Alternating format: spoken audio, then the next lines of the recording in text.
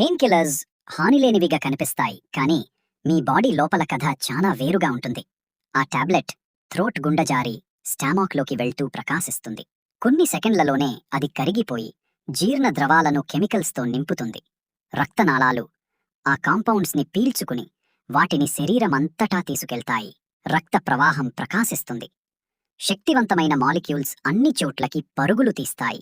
Liver over time పనిచేస్తుంది. డ్రగ్ని filter చేయడానికి మరియు మెటబొలైజ్ చేయడానికి కష్టపడుతుంది. కిడ్నీస్ ఒత్తిడికి గురవుతాయి. ప్రతి కొట్టుకోవడంతో పదునైన క్రిస్టలైన్ రెసిడ్యూస్ని ఫిల్టర్ చేస్తూ బ్రెయిన్లో డోపమైన్ పెరుగుతుంది. అడిక్టివ్ హై మొదలవుతుంది.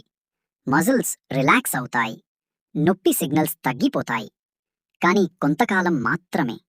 ఎక్కువగా వాడితే రక్తనాళాలు సంకోచిస్తాయి మరియు హార్ట్ ప్రెషర్ని ఫీల్ చేస్తుంది. మళ్లీ మళ్లీ ఎక్స్పోజర్ వల్ల స్టామాక్ లైనింగ్ మంటలతో కాలుతుంది. లోపల ఇరిటేషన్ పెరుగుతుంది. డపోమైన్ త్వరగా తగ్గిపోతుంది. బ్రెయిన్ మరో డోస్ కోసం ఆరాటపడేలా చేస్తుంది. ఇప్పుడు స్టమాక్, లివర్, కిడ్నీస్ మరియు హార్ట్ అన్నీ కలిసి స్ట్రెస్ సైన్స్ చూపిస్తాయి. లివర్లో టాక్సిక్ బూల్డప్ నిలిచిపోతుంది. కాలక్రమేణా టిష్యూస్ని విషపూరితం చేస్తుంది. అవును, పెయిన్ కిల్లర్స్ నొప్పిని తగ్గించగలవు, కానీ ఓవర్డోస్ నిశ్శబ్దంగా మీ బాడీని నాశనం చేయగలదు.